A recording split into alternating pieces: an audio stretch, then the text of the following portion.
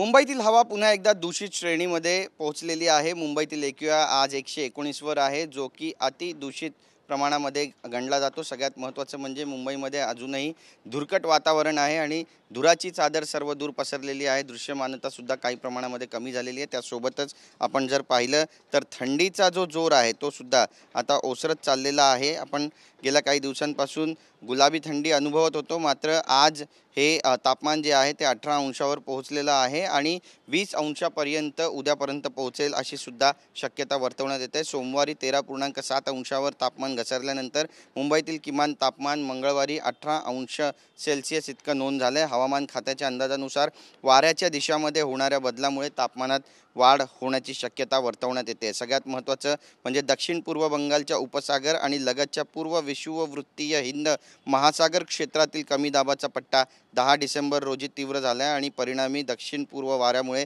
तापमानात ही वाढ होण्याची शक्यता व्यक्त केली जाते। मुंबईत आतापर्यंतचे सर्वात कमी तापमान हे 10.6 अंश होतं, जे 20 डिसेंबर 1949 रोजी नोंदवण्यात आलं होतं। मात्र त्यानंतर आपण पाहतोय की आता सोमवारी 13.7 अंश सेल्सिअस इतकं तापमान नोंद झालेलं आहे आणि पुन्हा एकदा गुलाबी थंडी मुंबईमध्ये परतणार का याची सर्व मुंबईकर वाट पाहत आहेत। कॅमेरा पर्सन संतोष कदमसह गिरीश गायकवाड, TV9 मराठी, मुंबई।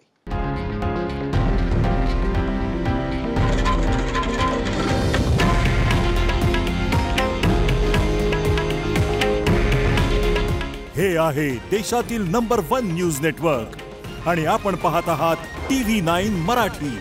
काळजी तुमची, हित महाराष्ट्राचं।